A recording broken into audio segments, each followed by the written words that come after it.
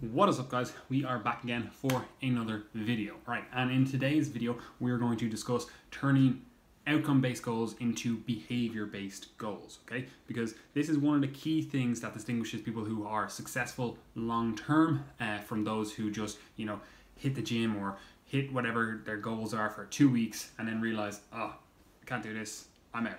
Right?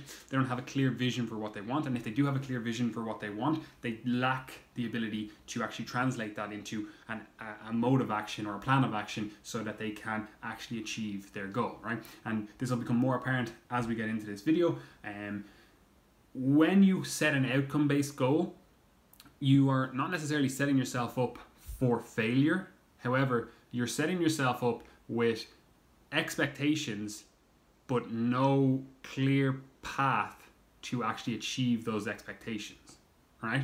And if you set yourself up with behavior-based goals that lead to that outcome that you want, in general, you are going to be more successful, right? And you'll see why in a second, right? But the key issue here is you can't actually control the end outcome. Right? You can't control, you want to lose weight, you can't control that end outcome, right? You can only control the actions that you do that contribute to that end outcome, right? And that's a key thing, a key switch to flip in your head. If you realize that, okay, I'm not in control of how things pan out, I'm not in control of what happens outside of my control, all I'm in control of are the actions that I do repeatedly, right? Which is effectively what a behavior is. Once you realize that you're in control of your behaviors, then you can start going, okay, so what I need to do is just change my behaviors to a behavior pattern that more clearly aligns with this outcome or this goal that I say that I have, right? And quite often you'll see individuals say they want a goal, right? But they don't actually want to do the behaviors or the things that will lead to that goal. And that's perfectly fine, right? But this actually saves you a lot of time, right? Because you could say you want, I don't know, a 200 kilo bench press. But if you're not willing to do all of the work to achieve that, don't set yourself up for those unrealistic, never to be met expectations. Because yeah, it would be cool to post on your Instagram that you have a 200 kilo bench press, but you're not willing to do what it takes to get that 200 kilo bench press. So don't set it as a goal. Set a more realistic goal from the start, right? So this is obviously going to be hard if you are a beginner because you don't really know what realistic expectations to set, right? And that's why we go into this in the beginner's ebook. We go into it on site. So if you haven't read stuff on site or you haven't read the beginner's ebook, there you go. Right, but let's actually make this a little bit more practical so that you can see from this video how you can start going, okay, let's switch my goals that I've set. Again, it's a new year, new me, all that stuff. Everyone always thinks at the start of the new year, they're like, right, I'm going to set my goals for 2020, right? What I want you to do now is look at those goals and then turn them into behavior goals, right? Because I've been thinking about this a lot because I've obviously been dealing with clients and talking to clients and the last few weeks, and we're setting our goals, we're setting our expectations for the coming year, what we want to achieve, what are the behaviors that are going to lead us to actually achieving the goals that we then set, right? So let's look at a few kind of case studies or examples, right? So if you want to build a bigger chest, right? That's something you guys, you're like, oh yeah, I want to get a juicy chest, right? That's a vague goal. What does that even mean, right? So first of all, you need to get specific with what the goal means, right? That could look like a tape measurement, right? So you'd be like, oh, I want to have a 52-inch chest, whatever it is, right? You have to set a specific goal. What's bigger? Like if we gain literally a millimeter on your chest, that's a bigger chest. Does that mean we've achieved our goal for the year? Probably not. That's probably not what that individual really meant when they said, I want to build a bigger chest. Well, yes, progress is progress. They're probably looking for more dramatic progress than that. So we have to be clearly defined in what we actually want to achieve, right? So put some specifics on it, right? And perhaps this looks like you set some sort of proxy specifics, right? Because you can't really, again, you can't be like, oh, I want to gain 5 inches on my chest. And you're like, well, maybe your genetics don't allow that, but yeah, we can aim towards it. But maybe use some proxy measures. So you're like, okay, even if I don't gain my 5 kilos on my chest, I can start looking at, strength goals, for example, that I can be like, okay, so yeah, I didn't gain the 5 kilos or the 5 inches on my chest, but I gained 15 kilos on my bench press, So it's somewhat of a proxy measure, right? So we'll say, again, we'll have this individual, they're like, okay, so build a bigger chest, it's a bit vague, what does that mean, right? Maybe you go, okay, I want to bench 140, right? Currently I have a bench press of 125. I want to get that up to 140, right? Because if I lift more weights, if I do all the stuff that leads to me being able to lift more weights, hopefully some sort of growth will have occurred, right? So again, nice proxy measure, nice goal, even in and of itself, right? Again, you're a powerlifter, perhaps that's the end goal itself. You don't really care about the chest growth that occurs, right? But again, setting a 140 kilo bench press as your goal for 2020, like, it means nothing. What does that actually mean? How are you going to achieve that? Right? So while it's a goal, while it's a potentially great goal for you, there's no clear path of action to achieving that, right? So you have nothing to then measure what you're doing against. You're not like, okay, I have some behaviors that I'm going to engage in to actually help me achieve that, right? Because again, you can set some behaviors around that and increase the likelihood that you're actually going to achieve the goals that you have set. For example, again, with this, I want to get a 140 kilo bench press. Cool, got it. Right? So what are the behaviors we're going to do to achieve that, right? First of all, you're going to go, okay, well, I've set my plan of action. It has me benching twice per week. I'm going to get some, high frequency, or relatively high frequency on actually using the bench press, actually practicing the bench press itself, right? And I'm going to get enough spread of my overall chest volume across those 2 sessions per week, because that seems to be what's optimal, seems to be what people are saying is a good practice to do to help you increase your strength, help you increase your muscle, right? Cool. So you've put some sort of plan in place. You've got, actions that you can then do from that, behaviors that you can then do from that to help you achieve your goal. So you think in your head, okay, so the behavior 1 that I have to engage in is I have to at least bench press twice per week, right? So that's your behavior. You know that. For going forward with the week, you're like, okay, I have to bench press twice per week if I want to achieve my goal. Right?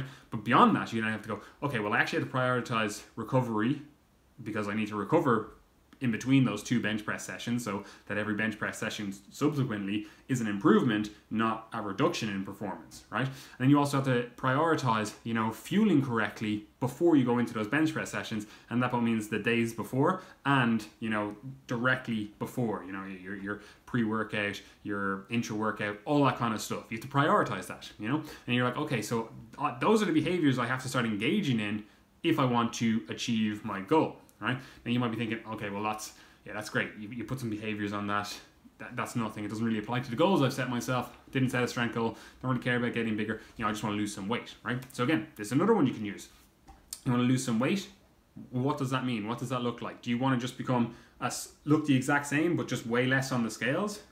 Like that's probably not what you want, right? So you have a goal physique, an ideal, if you will, in your head of what you want to look like, or at least move towards looking like that a little bit more, right? So you might go, okay, I don't really know what weight or, again, proxy measures I can use for that, because again, it's a little bit of a vague statement, because again, if I said you're going to look exactly how you want to look, but you weigh the exact same, you probably don't care what the scales weight says if you actually look like what you want to look like, So again, even though the scales can be used, it is at best a proxy measure, right? But again, we'll just say we're going to set the goal as we're going to lose 5 kilos. We're going to lose those 5 kilos because at the very least, we know we're 5 kilos down and there's some sort of measurable, trackable progress that we can go, yeah, week on week, we can see something is happening, even if the overall physique isn't changing dramatically week on week itself, right? So again, we're setting 5 kilos as our goal, right? But what does that actually look like in terms of the behaviors? Because like it's irrelevant to go, oh, I want to lose 5 kilos in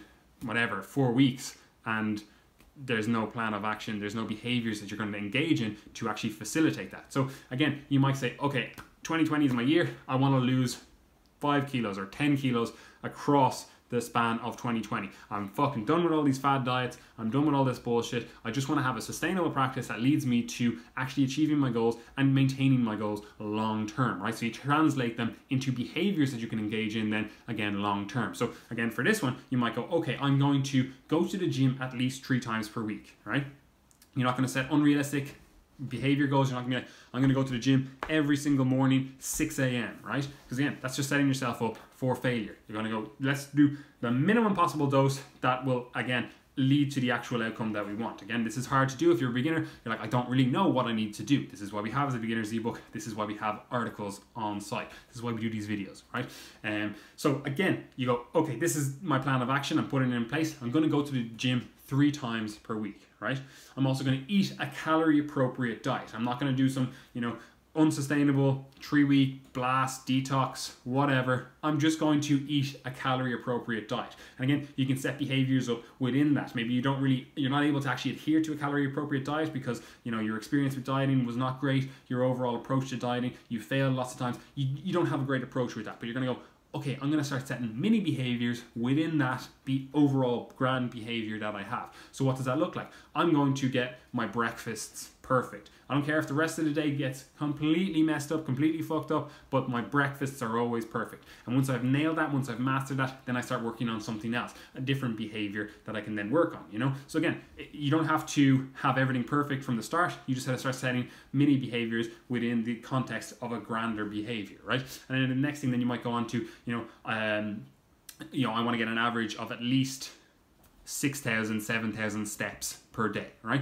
So you've touched on all the big hitters with weight loss. Again, sustainable weight loss. You're doing something to control the calorie expenditure that you do. You're doing some NEAT, you're doing some steps, non-exercise activity thermogenesis. So you're controlling your steps, that's your calorie output, looked after. You're going to the gym. So again, you're looking after your overall muscle mass. So again, you want to create a certain physique, a certain look. You don't want to just be a smaller version of yourself. So again, we're looking after our resistance training in the gym. You're getting some higher intensity probably exercise there, and then you're also eating a calorie appropriate diet, or at least moving your diet towards a more calorie appropriate diet. Okay, so again, you're getting all the big hitters. You're controlling your calories in, you're controlling your calories out, and then you will move towards your overall goals because of the behaviors that you engage in. Rather than thinking of just, I want to lose 5 kilos, you are engaging in behaviors, because it's much easier to then keep sustainability if you're like, okay, well, I'm engaging in the behaviors this week. The scales didn't change because again, you can't control the outcome,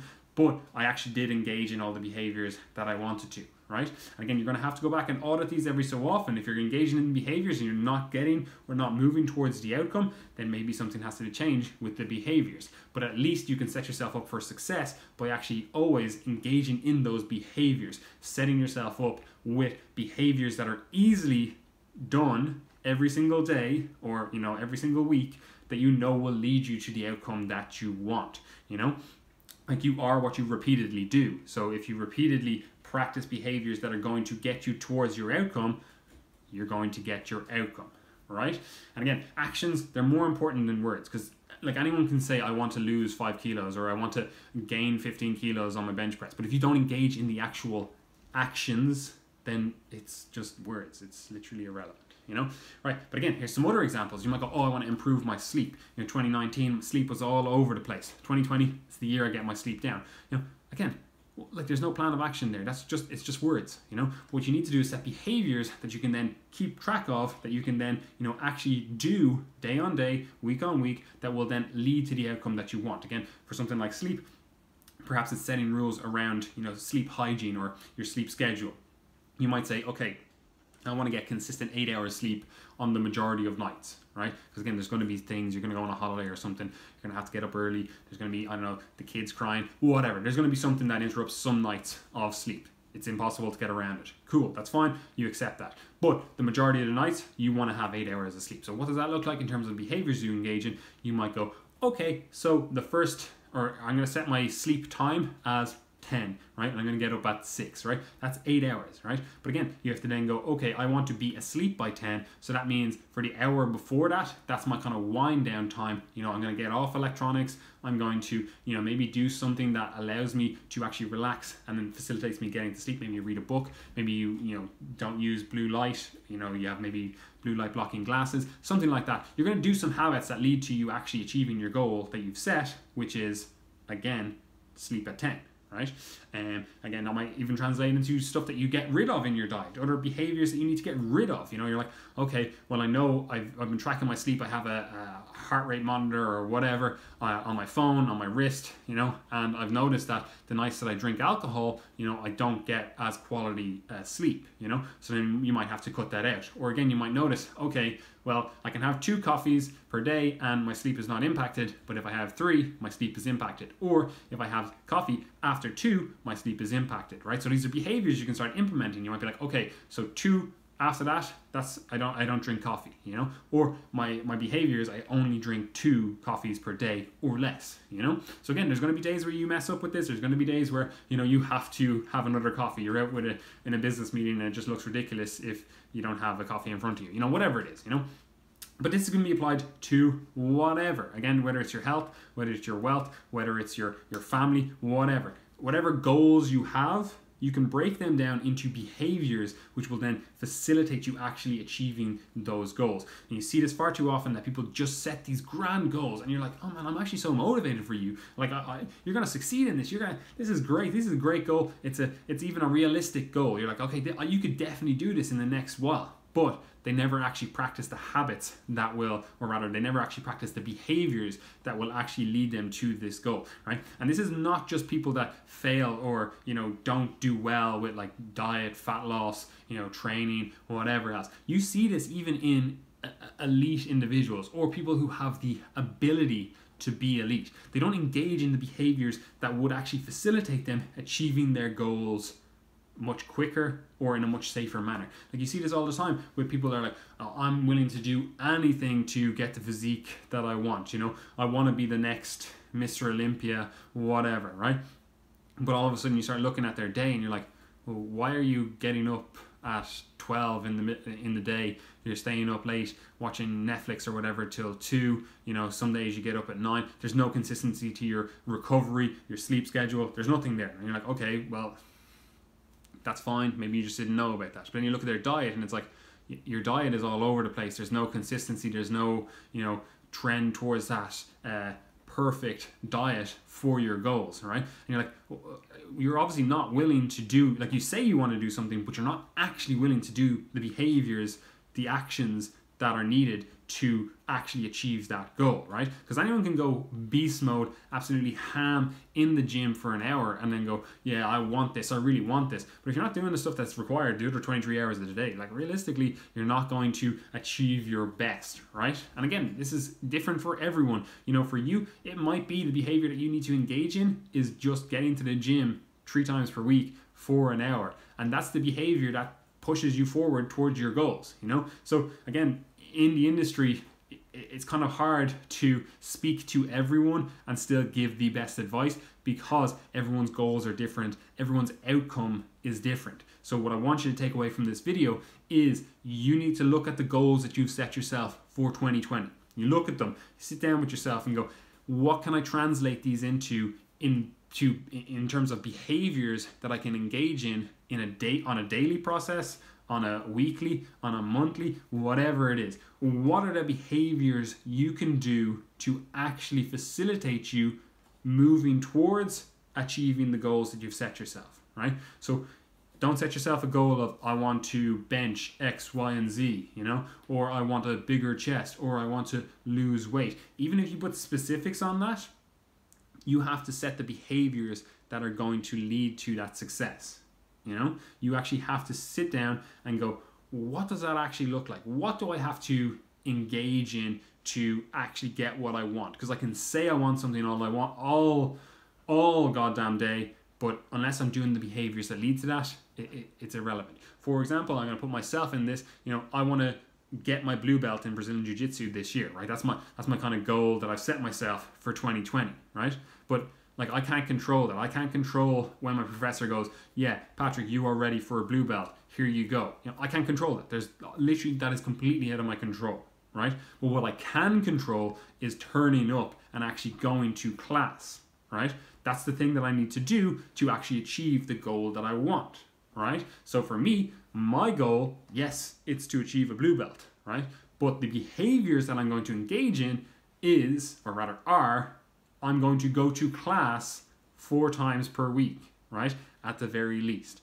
And as long as I do that, I know I am ticking the box towards achieving my goal, right? So again, set yourself behavior goals rather than outcome goals, because the vast majority of these outcomes, you simply don't have control over them. Like, it's unfortunate that, you know, I can't wave a magic wand and go, boom, you got your 140 bench, you know?